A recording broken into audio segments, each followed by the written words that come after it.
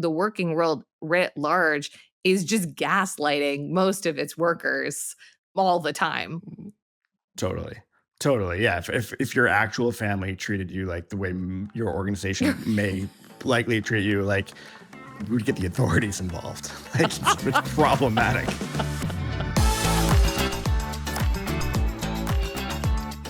Hey, everybody. Welcome back to Outward with the Ready. I'm Rodney Evans, and the man on the other microphone is Sam Spurlin. Hello, Rodney Evans. Very happy to be here today. Sam, they can't see you doing your Rocky dance. The YouTube watchers can. They always get special little treats. That is so true. Well, go check it out. Y'all, it feels like AI is rewriting the rules of work just every single day. The future of work is here. And the question now is not if you are going to adapt, but how you are going to design work for what's coming and how fast you're going to get up on it. Work design is no longer optional, and the teams that treat it like a side project are in the process of being left behind. And the ones that treat it as essential will keep up with the pace of change. So while our show isn't changing, this intro is because I'm no longer talking about the future of work like something hasn't happened yet. With all of that being said, let's do a check-in. Sam, what you got? Rodney, have you ever given yourself a little silly or inconsequential project to complete just for fun? Yes, but I have to think about it. Would you like me to go first? Because I obviously have something in mind for having come up with such a Clearly. very specific check in. Yeah, that'd be great. Okay. So I think I've mentioned before that there is an ice cream shop basically in the parking lot of my apartment complex. I can Uh-huh. almost see it from my window. And I decided that this summer I was going to try every flavor that they offer. And I took a photo of their menu, and every time I went, I would scratch off whatever flavor that I got. And I have not quite finished. I have a couple of weeks left, and I think maybe three of the flavors that I've been least looking forward to that I've saved for the end. But I have systematically worked through the menu and done the vast majority of them at this point, and I feel somewhat accomplished. What's gonna be the last flavor you try? Cotton fucking candy. Who wants cotton Gross. candy ice cream? No one. It's between that and toasted coconut, which I'm not Oh, looking that sounds forward good, to. actually. I'm not a coconut guy, so I'm a real we'll see. coconut head. Yeah. It'll come as a surprise to no one. Yeah. I mean, all of the projects that come to mind to me are little micro reorganizing projects, and I don't do them just for fun. I do them for the dopamine hit that I am missing in Right. my day job. So I'm like, I'm going to organize my pencils because it makes me feel calm and like I'm in control of something. And that's why Yeah. I do it somewhat compulsively. Yeah. I Yeah, can fun. 100% relate to that. In a world of incredibly amorphous, non-physical work, giving Yes. yourself a nice little physical project that has a clear start point and a clear end point can be Yeah, pretty great. it's pretty great. What if I reorganize my sock drawer? Would What the world if feel more your life would be better? I know. Would the I guarantee world it. feel more calm and less chaotic to me? Mhm. Maybe. Mhm. That's the Absolutely. promise. All right, y'all. So today, I didn't talk about the topic before. Am I supposed to? Yeah, I forgot. Doesn't matter. It's burnout. We have like talked around burnout in a couple of other episodes, but what we haven't done is talked about how burnout really shows up in the twilight zone. Call back to depth finding. There will be a link in the show notes for those of you who missed it. But basically, I think a lot of times the behaviors that we see at work, that we actually like observe in our colleagues, are the behaviors related to burnout, and they show up in meetings, in trying to make a decision, in trying to clarify some piece of strategy or policy. And obviously, I think, Sam, you and I share the perspective that systems are largely designed to produce burnout. Like organizations are wonderful burnout factories, as most of them are conceived right now. Yeah. But we haven't talked a lot about what it actually looks like when it is happening in your team. And so today is going to be more about that. There's something upfront to say about kind of the individual experience of burnout and the organizational experience or cause of burnout, because we experience burnout as this incredible like individual experience, and often a lot of the advice we hear out there about how to get through burnout is like really focused on the individual, which I think has it's not the highest leverage way, I guess, to get after like fixing burnout problems. So I hope we dig into like that nuance in this conversation. We're gonna. Great. Let's. And here's the pattern that I see. It's actually not that different than the pattern of like how social media is making us ill. It's basically like, a monolithic system like your company existing inside of like American late stage capitalism under a very chaotic political landscape, like that. It is all conspiring right now to create a lot of overwhelm, a lot of feeling of lack of control, both of which are very related to burnout. And then the selves tend to be very individual. It's like, have better boundaries. And I'm like, bro, shut the fuck up. Like, you're telling individual people basically that it is their fault that they're burnt out because they don't have control over their behavior, when actually they're acting perfectly rationally for the environment that they're in. And by sacrificing their own mental health, 77% of professionals in 2018 reported experiencing burnout. That was before the pandemic. I'm certain it's worse now. By experiencing this and dealing with it as an individual problem, we allow these systems to continue to extract this toll from us. And Yeah. that is the pattern that makes me grumpy. Yeah, no, that totally tracks. And I think if I can add on like a secondary pattern here, Yeah. Patterns on it's patterns. I think it's That's like how a I like to dress classic and decorate my house. Go that's for it. and make podcasts. Yeah. Uh there's like a classic like prisoner's dilemma situation here in organizations where like if we would all kind of chill, then we wouldn't have to be in this state of burnout. But in a capitalist society, in an organization kind of built for profit, and you have somebody or some groups of people like going ham all the time and Right. disregarding their physical health and mental health. There it sets up this dynamic where like everybody feels like they have to do that. I know I'm speaking in generalities here, but any organization where like it's perceived that someone is getting ahead or getting rewarded for overwork and doing extra stuff, you are setting up the dynamic where everybody also feels like they now have to do that or should do that or don't have a choice and are now going to start acting in that way as well. Well, it's very theory why, right? Like, we've talked many times on this podcast about our belief that humans fundamentally want purpose and meaning and connection and contribution, which is a long way of saying basically we are wired to want to do a good job.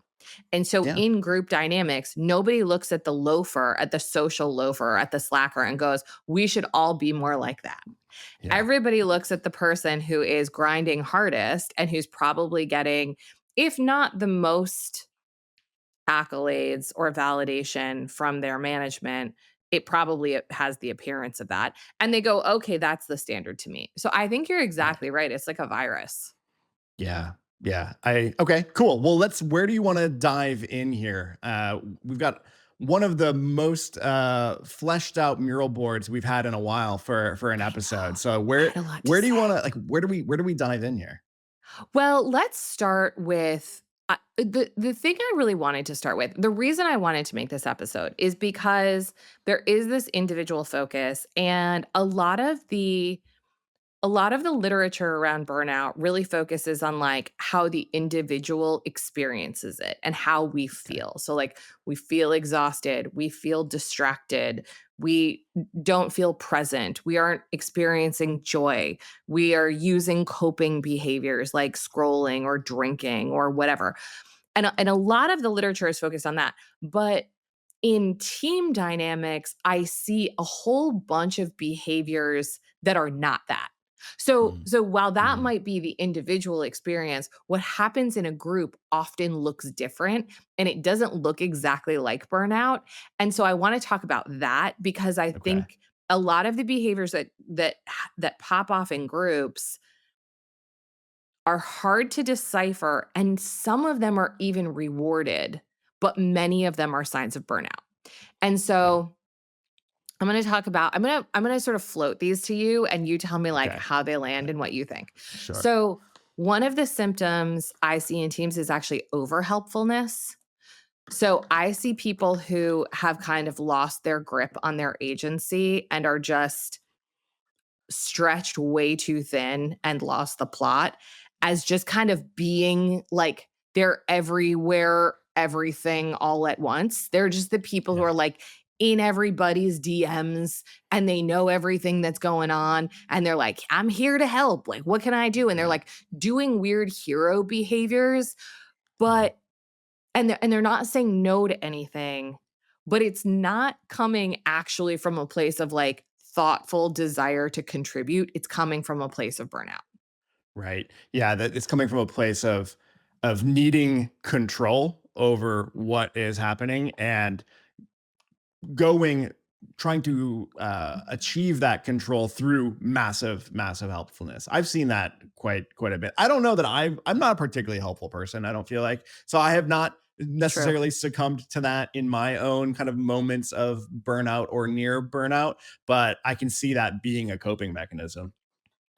I will tell you, I have only really experienced this in myself once, but I've seen it in other people many times. The feeling I had when it happened to me, and I am gonna say to me because I didn't choose this, it Yeah. happened, was basically I felt powerless to fix my own mental state. And so I was like, I'm gonna fix everybody else's. Like, you know whose Yeah. oxygen mask I can put on? A bunch of people who didn't ask for my help. Let me go Right. to them because I don't know what to do to alleviate the pain or the discomfort that I'm feeling. So I'm just Yeah. gonna run around like telling other people what's wrong with them and how and offering them Yeah. support. Yeah. And No, and that also, that honestly, it's tracks. probably like a bit of a cry for help too. It's a little bit like, I need this support, but I don't know how to ask for it. So I'm gonna give it to So other people who don't want it, I'm gonna instead. project it onto everyone else basically. Yeah. Yeah, exactly. Yeah, Um, that makes sense. Can I float one to you yeah, dude. from this list that we're looking at here together Yeah, that of I think is kind of course. jumping out to me here? Please. So one that I feel like I see a lot in client organizations Mm, is number 2, I defeatism. knew you were gonna Uh, pick that one. did Yeah, really? yeah, Now I'm curious about why. But yeah. yeah, this is one that I feel like I see quite a bit. And I think sometimes it comes from a place of burnout. I think sometimes there's like personality kind of stuff here or like role like identity things that show up for people in being defeatist. But I'm curious how that one tracks for you. Yeah. I mean, I see people who are in this sort of we've tried this before, overly cynical, really defeated place as just like they just don't have enough gas in the tank to Yeah. do the thing. And so they kind of shit on the thing, on the idea and sort of like, pre-assume and narrate their failure because they're just like I cannot imagine ginning up the energy to take Yeah. this hill. And Yeah. incidentally, part of the reason I wanted to do this episode right now is because of AI, because Mhm. we are like I'm going to use so many metaphors today. It's going to Love drive it. everybody so nuts. We're at like, base camp of a very tall mountain right now. And I think a lot of people, because of the last, we'll call it 5 years of pandemonium and are just like, bro, truly, I cannot. Like, Yeah. truly, I cannot be at, 10,000 feet right now and have however many tens of thousands of feet to climb.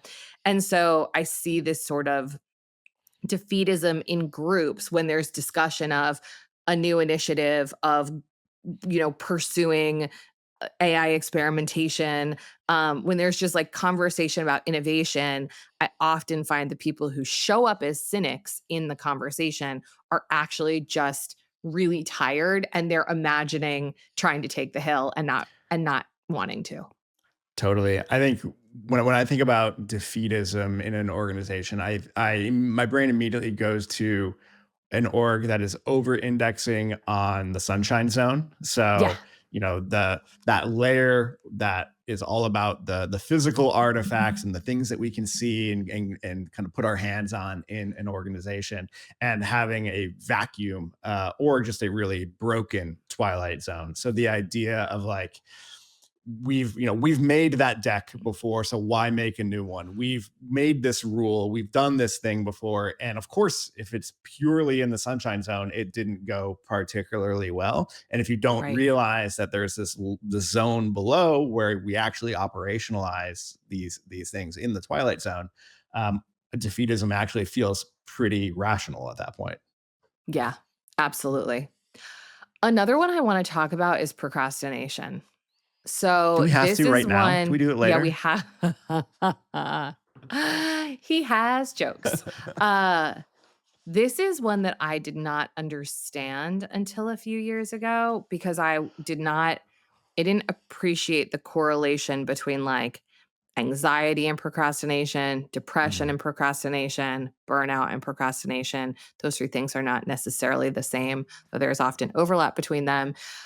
But it's interesting how, again, sometimes I think in a team dynamic, somebody not meeting deadlines or seemingly kind of being stuck in a spin cycle on something and not able to just like ship it and be done will often be misinterpreted as like being disorganized or being lazy or not being able to prioritize, but sometimes it's burnout. I think sometimes Yeah. people's brains are so they're so tapped and they're so overwhelmed and they're so exhausted that they just cannot focus to finish. A lot of what is in this list that I think is the stuff that has symptoms in teams but isn't the root is when you're super burnt out, and I have been, it just feels sort of like being in a fog. It's like Yeah. your memory is impacted, your cognition is impacted, your ability to monotask is impacted. It's like we talk about it like, "Oh, I'm tired," but it's like having a real cognitive impairment.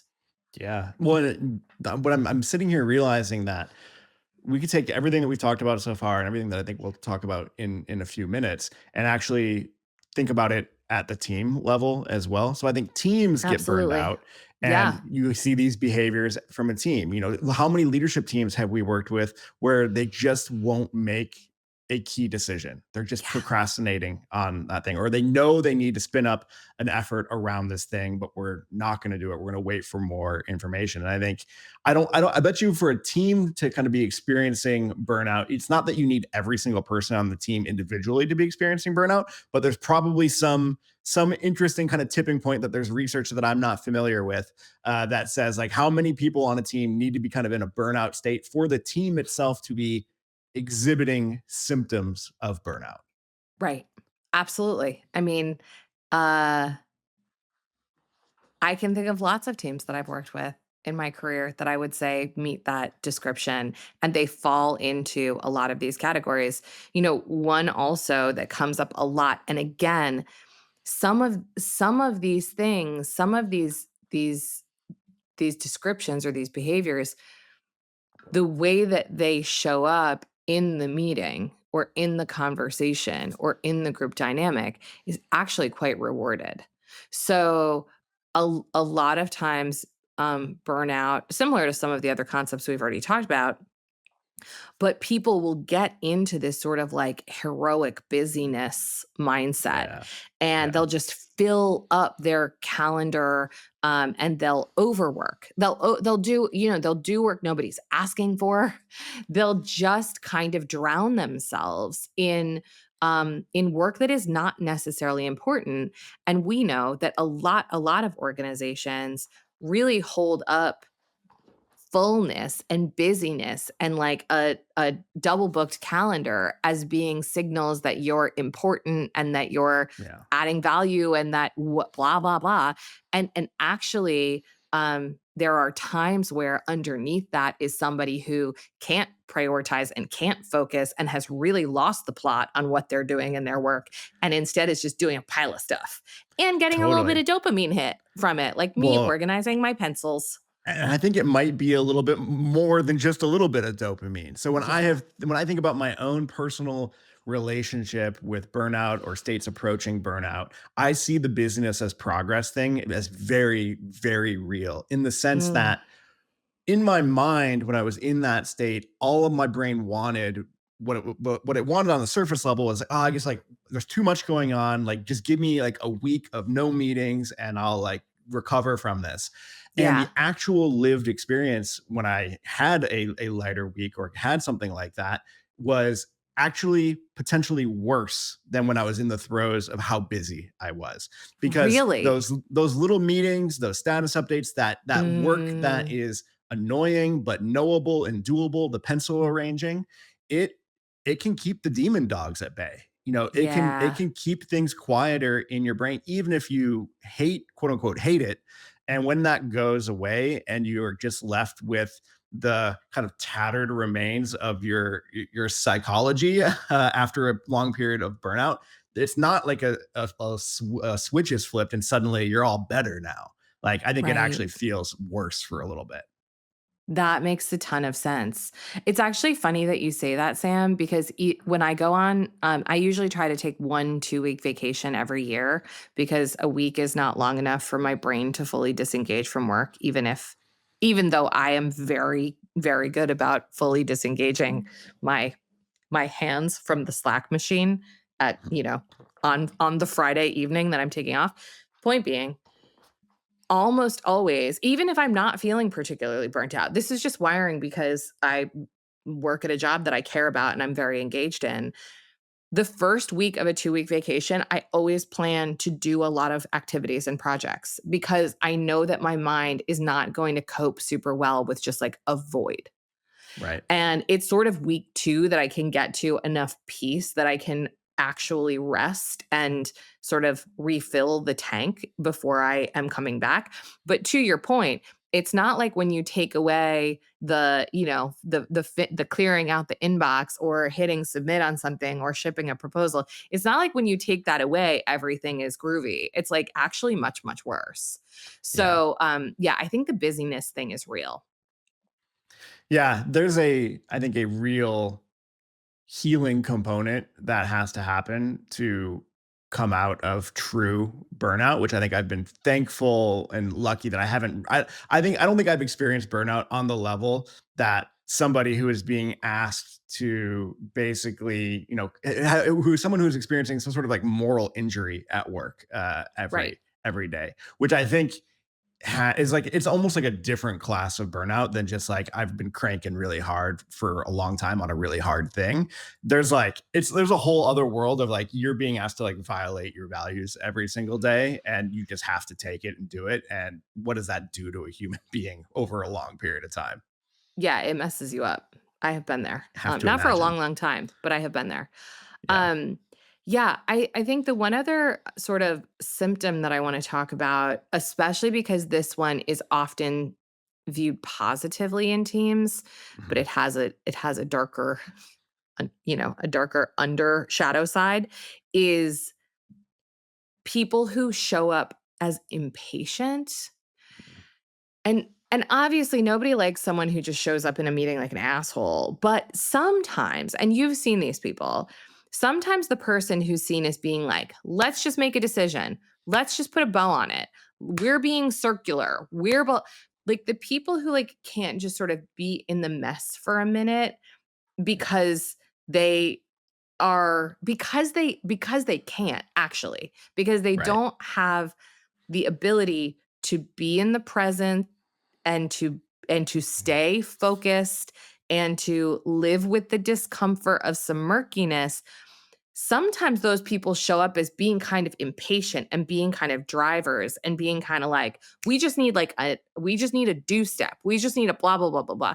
And that behavior I see as often being validated and rewarded. And Totally. actually, it is the opposite of what needs to happen sometimes with teams. Not always. Obviously, I know that there are people out there who just let swirly shenanigans persist forever. I'm not talking about that. But I do sometimes see people who just don't have the mental capacity to be in a mess, sort of Yeah. impose this impatience on the group for their own comfort, but not because it's what's best in the moment. Totally. Well, and we get to kind of paint a coat of bias toward action Sure. over it, or I move like fast and break urgency. things, We and love like, urgency. Yeah. yeah. So I it's very much rewarded in lots of, especially kind of tech focused Right. organizations where, Right. yeah, move fast and break things was like a thing that people were holding up as quite admirable 10 years ago. And as, not to like really put this down a rabbit hole, but I think we have seen the ethos of move fast and break things break some pretty fundamental things when we talk about like social media and the impact of things like Facebook on the world, where maybe Sure. we should be holding that ideal a little bit more lightly than we have in the past. I mean, if we're gonna talk about impact over intent, I just saw a headline the other day that says the average American teen experiences as much anxiety and depression as a psychiatric patient in the 1950s. That's not good. Can't be. I immediately have questions about how that was quantified, but it doesn't sound good. That's for damn sure. Doesn't sound good. Yeah, that's right. So let's talk a little bit. So we've talked about some of the behaviors that are less obvious but are showing up. Um, Yeah, let's talk a little bit about what causes these behaviors, because again, sure. we are not here to blame individuals for this, and I am not going to tell you that like you need to put time blocks on your calendar for dip, like absolutely not. I'm not going to contribute to that narrative that I think is absolutely bogus. um why is this happening? Why is this happening to, 4/5 of executives? I don't know what the stats are throughout an org, but four-fifths of leaders. No, Well, I actually, think, four-fifths of professionals. yeah, I'm That's sure what it's that it's stat got to is. be it's got to be Yeah. got to be everyone. Yeah, yeah, yeah. Four-fifths of it's yeah, 77%. So it's high. It's a high number. Totally. Well, and Why is it's this interesting happening? too that it's not like we're talking about like all executives and leaders are having a great time and not experiencing any burnout, and everybody else underneath them is having the worst time. It's like everybody, right? Everybody's It's having a bad it's time. exactly. So our organizations, I think you've said something, Lisa, at the beginning, seem to be perfectly designed to burn out human beings. Like, Yeah. if the purpose of a system is like the outcomes that it generates, like we apparently have created an entire economy of organizations that kind of just destroy human psychology, which It is might be not what great. our organizations are doing best. Best? It Yeah. actually might be what companies are doing most efficiently of Yeah. anything they're doing is causing burnout in workers, Yeah. which is kind of Yeah. fascinating and not something I've ever thought about before. Like, are any companies making whatever they sell as efficiently and productively as they are making burnt out employees? I don't know. Yeah, I don't. I'm sure there are a few organizations out there who are really trying to be progressive in this, but I mean, at least every organization that I've kind of interfaced with has seemed to be pretty well optimized for making people have a rough time. Yeah, And it's and it's amazing. and it's not just purely. So, as one hypothesis that I was going to float here, but with a second of thinking made me realize it wasn't true. It's not just purely the adoption of antiquated ways of working that we inherit from the industrial era, because Slack wasn't around in the industrial era, Right. or Teams, and it's not about either one of those two tools, but the idea of like persistent, ongoing 24/7 chat, which I see a lot of people point to as a major contributor to their own burnout at work. I agree. I don't think we can blame it on that. We can't blame it on that. Uh, I was going to distract myself with thinking about like why is my experience of Slack not that, but that we can pin that.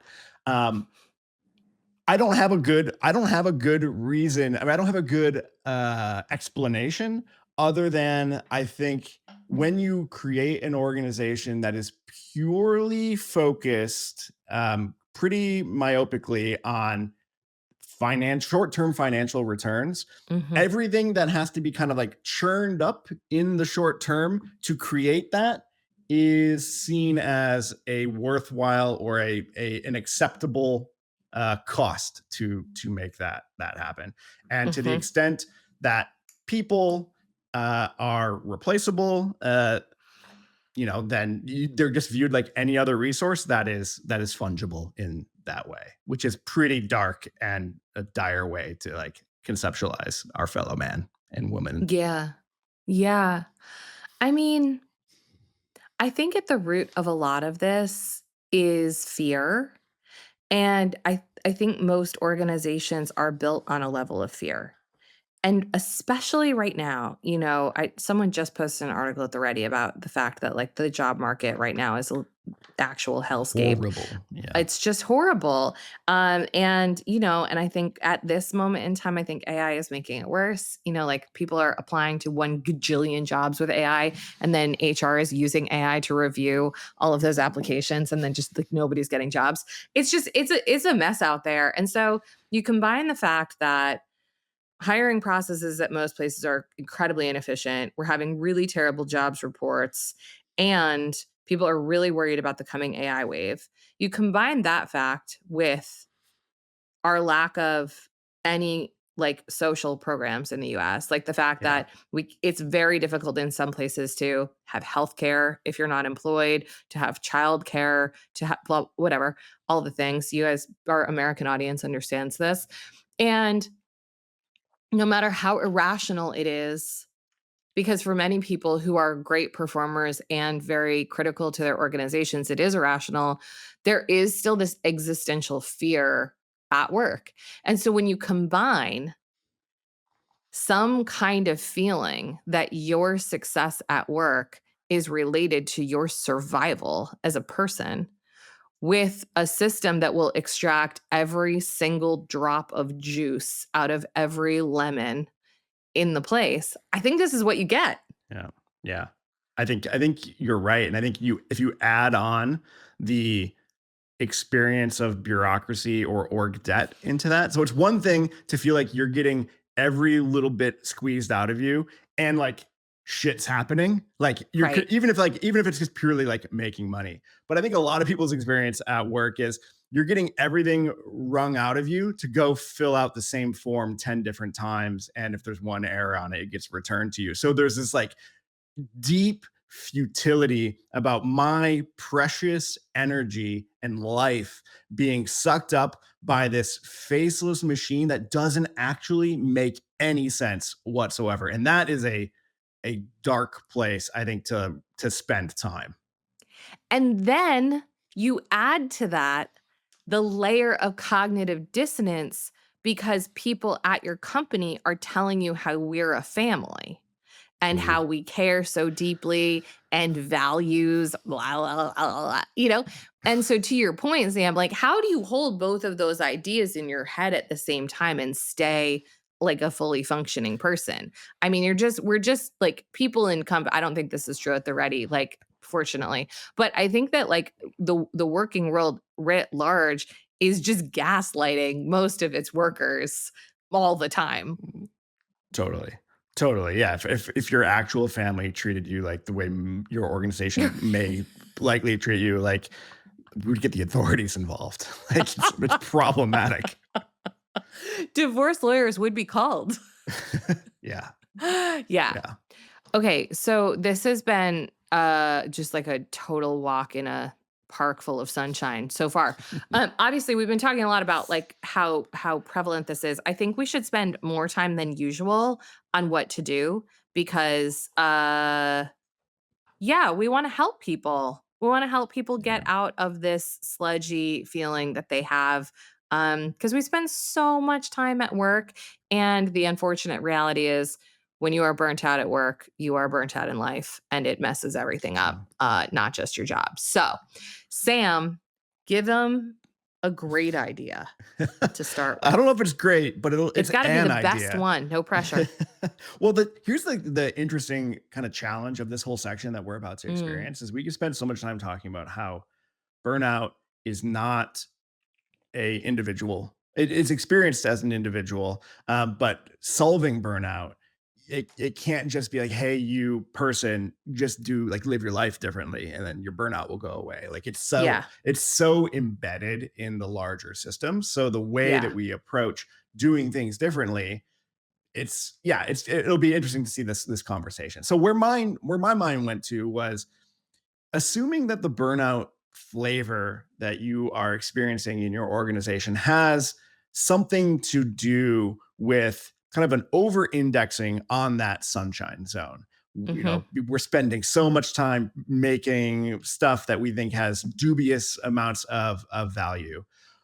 Perhaps one way that we can start to alleviate this burnout that we're creating is to do a real tough audit on the stuff that is going on in our sunshine zone. mhm, And what would it look like for us to not just think about what is the absolute best version of the stuff that lives up here and what is the version that gets us most of what we need with the least amount of effort, which mhm. I find most organizations don't spend any time thinking about in that way because a lot of people's jobs are purely kind of in the sunshine zone. Right. So they're expected either because of their own internal motivation or because of external motivation put up upon them that I go 100%, 110% on every single thing that I do in the sunshine zone, Right. regardless of how much work that creates for me or others. And let's not think too much about what outcomes these are driving toward. So if you're at in a very senior position in the organization, the version of the sunshine zone that you can influence is much larger. But even if you are not at the top or near the top of an organization, your individual team has a sunshine zone of just the stuff that lives in that area for your team that you have kind of control over. And it's worth doing that sort of exercise, that sort of audit, even on that smaller, kind of more fractal level, I think. Yeah, I agree with you. And one like small hack here that's very related to what you just said. I was just in a conversation actually with someone who's doing some work with the Ready right now, and I think this is very common. So I'm using it as an example. There's something that she needed to put down because of capacity, and she was like, "But I'll like keep an eye on it." And I was like, "Don't.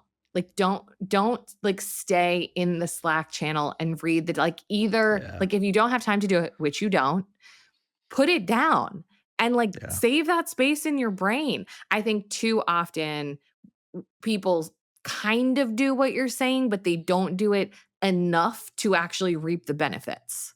Yeah. Yeah, I agree. Those little things, each on their own don't feel like a lot, but if you have 10 or 50 or 100 of those, that's an incredible amount of cognitive bandwidth being used on like just keeping one eye on a thing. You only have two eyes generally, so like Best maybe case. use that as your enabling constraint. I love that. Um, while we're still in sort of the depth finding conversation, one of the things that I think, rather than someone just telling you to journal, is like, it is okay to ask for clarity around ways of working, around Twilight Zone things. Like, it is okay. And this is a look, this is a practice like anything else, and it takes reps like anything else. And leaders might bristle the first time these things get asked of them. But one of the one of the sort of unseen and pernicious causes of burnout that you alluded to is like in a lot of bureaucracies, it is kind of fog of war and people don't know what is going on or how to get their work done. And they feel like every day is just sort of a futile, like drudge through sludge. And one of the ways out of that is like, if you can just in your team or with your manager be really like, Who has the final say on this? How much Yeah. money do I have to spend on this? What is the real outcome that is required by what day? Why are we doing this? Like, these things might sound small, but I think part of the systemic cause of burnout is that a lot of people are playing a game that they don't have the rules for. And they Yeah. are trying to echolocate what's allowed and what's good and what the norm is without anybody just handing them the explicit rules and saying, play by these. And Yeah. most people would really like to have those rules because it's way less tiring than all day, every day being like, am I doing it right? Totally, totally. And I'm gonna break our structure here and actually do my second one because it's a build on that. Hit it.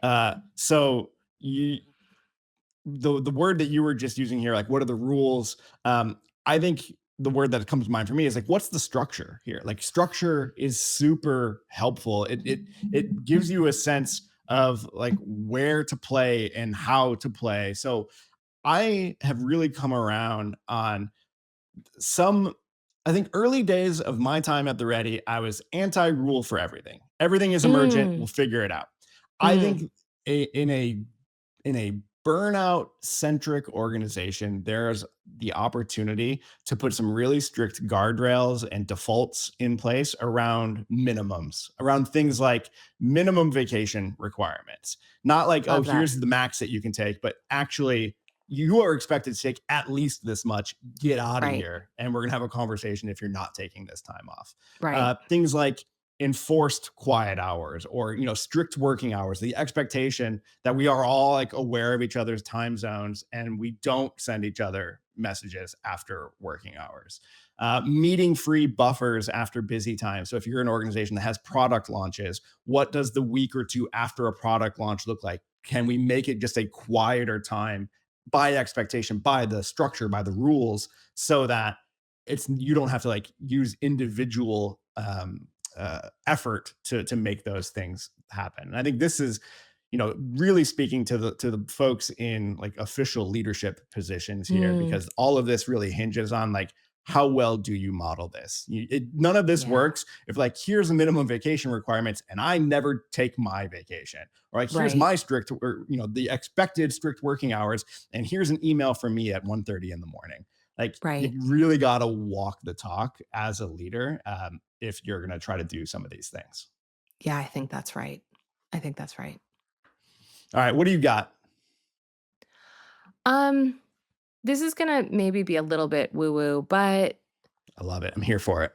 okay. I'm I do think that some awareness is really helpful. So I have been burnt out more than once. There's a 12 stages of burnout document. So Herbert Friedenberger, who is a psychologist, I think. I don't think he was a psychiatrist, created this model, and we'll link to it in the show notes. But basically, there are 12 stages of burnout, and I have been at I have never been at stage 12. I think I've been at stage 11 in my life. I've definitely the 1 through 11 feel very familiar. Like, those definitely feel like I have a little punch card for those where I can get one free the next time I hit it. Um, I think that it's one of the things that is so difficult about burnout is I experience it as hard to spot in myself. mm, So I generally know that I'm burnt out because I'm starting to do habits that I have when I'm burnt out, like looking at my phone too much, like sleeping too much, like canceling plans. But I don't oh, it's not like a feeling of like, I'm aware when I'm grieving. I'm aware when I'm worried. I don't always feel like I can really tune in to when I'm burnt out.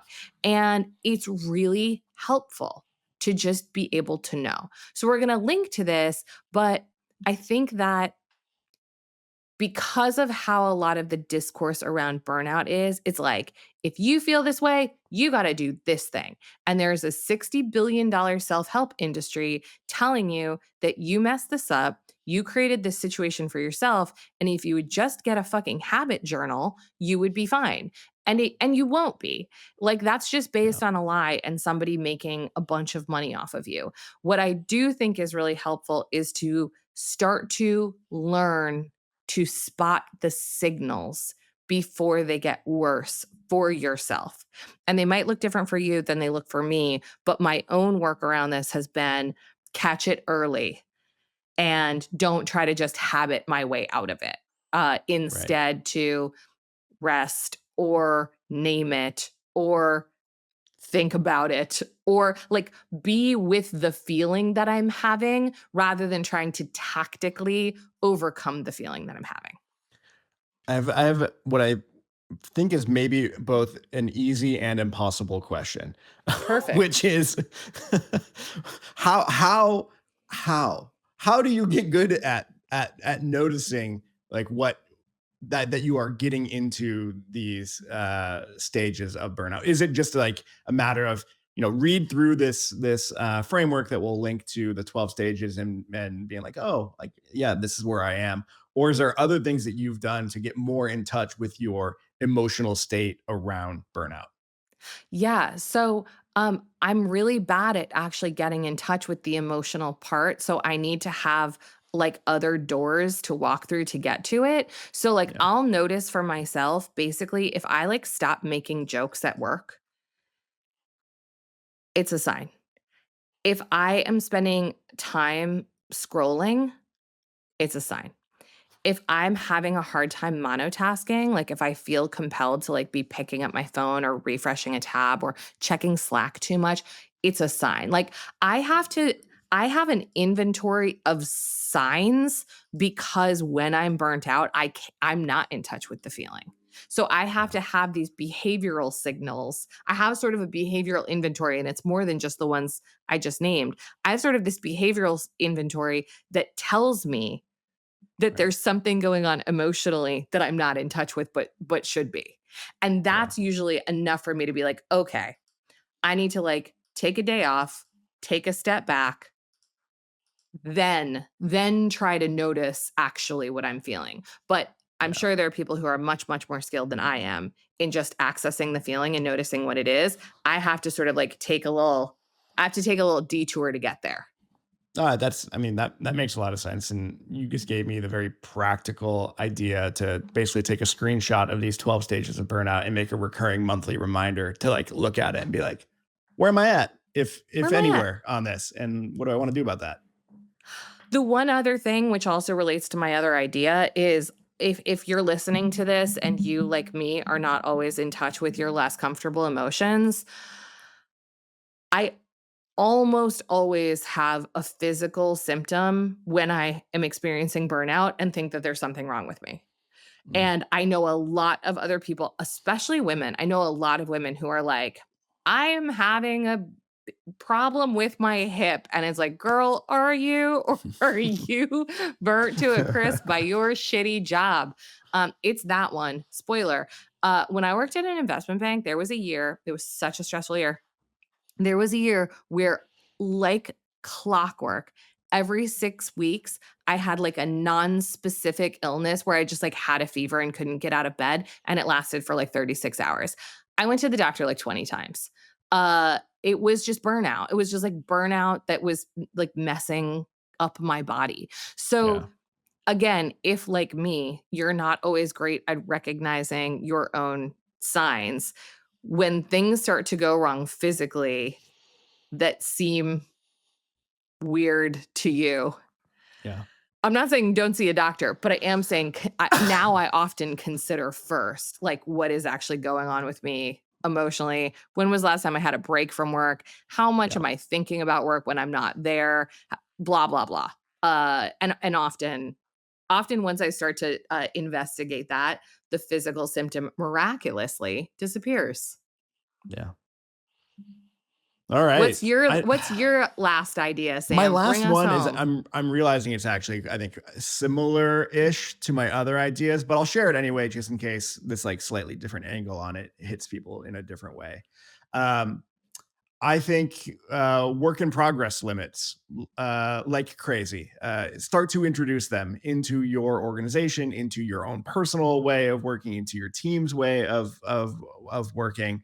It can be in small ways, like literally, we have, as a team, a very simple Kanban board where the things that are active and the things that are in a backlog, and we're only allowed to have a couple of things in active at a time. This is one of those like things, kind of like a check-in round, that sounds so stupid and simple when you explain it, and is, unlike a check-in round, actually very hard Yeah, it to is. do, and like keep it true to the rules that we put in place for ourselves. But every time I have done it for myself or on a team that I have worked on, holy shit, do we like get so much more done, and it feels easier. And like the cycle, and like getting more done is just like the bonus. Like I don't even really care about that part. It's the Right. psychological experience of being like, no, this is the work in progress, and here's all the stuff that we're not doing right now, and that is okay, and I'm just focused on that. I think has a can have a really big impact on burnout, and even up to the level of something like a 4-day work week. I think there's been Sure. pretty impressive research now at this point that organizations that embark on a 4-day work week, the human sort of outcomes are so much better, and quite often, and maybe almost every single time, the actual productivity goes up too. And that is just, I think, an example of a larger kind of limiting work in progress, like making the amount of time that we can actually work shorter so that we can really focus on the stuff that matters. Because I really believe in most cases, burnout is not a working too hard problem. It is No, a it's not. working too hard on bullshit problem. And if you can make less room for the bullshit and only leave the good stuff behind, I think burnout inevitably goes down in most cases. I totally agree. And like a quick example of this, I mean, it's not exactly, but it's related. I was talking to a friend of mine the other day, who's had a bit of a tough go lately at work. And this is to your point about sort of like a self-imposed limitation. She has a boss who is a real like early riser and just sort of starts furiously emailing and slacking like before the sun comes up. And she used to just like pick up her phone while she was still in bed and start engaging with this sort of like cascade of requests. Now, could her boss not do that? Yes. Yes, she could. Is her boss going to stop doing that? No, she is not. And what my friend realized was that like her deciding to engage with that part actually she did have a choice over. So again, I'm not going to say like, well, she should have had that boundary before, but I do think that there are things so basically she was like, well, for 1 week, I'm just not going to respond to anything before like, I don't know, like 8:30 and just see if anyone Yeah. notices or what happens. And like true no one did. Like no Right. one was upset or said things. My point is like in terms of limitations, if it is in your working hours, if it is in your working week, if it is in the projects you hold, rather than trying to set a hard boundary and saying, I'm only available from 9 to 5, which like you're just doomed, that's doomed for failure like a New Year's resolution. Try running an experiment like my friend did. That's like, I'm noticing Right. this behavior in myself. I'm noticing that my cortisol spikes before I've even had a cup of coffee. And like, what if I tried for a few days to not do this to see if there's any blowback? Oh, there's Yeah. not? I'm gonna keep doing it. Like, that's a Totally. more adaptive way to get at some of the individual work, I think. Yeah, and importantly, the experiment there was not, "I'm gonna run this by my boss and see if she's okay with it." The experiment was, "I'm just Yes, gonna do it I'm and gonna see do how it it. goes." Yeah, that's right. That's exactly right. All right, Do do we you do have, it, Sam? did we do it? Do we have another one? No? Okay, great. Then we did it. We have done the thing, and now we do the thing where we close the episode and we simply say goodbye to everyone. Okay. Hey, Rodney. Okay. Hey, Rodney, did you know we're always looking for new topics for the Hey, show? Sam. I did know that, yeah. Okay, well, if you have an organizational pattern, and I'm not talking to you, Rodney, I'm talking to the listener. If you have an organizational pattern that you're having trouble changing, shoot us a note at podcast@theready.com. That'd be great because I do come up with a lot of them, and I would love for someone else to limit my Mhm, work by mhm. giving us some Yeah. patterns to unpack. Help with our This burnout. help us with burnout. Come up with our topics. Limit our work in progress. This show is engineered by Taylor Marvin and produced by our good buddy Jack Van Amberg. At Work with the Ready is created by the Ready, where we help organizations around the world change the way they work. Thank you so much for listening.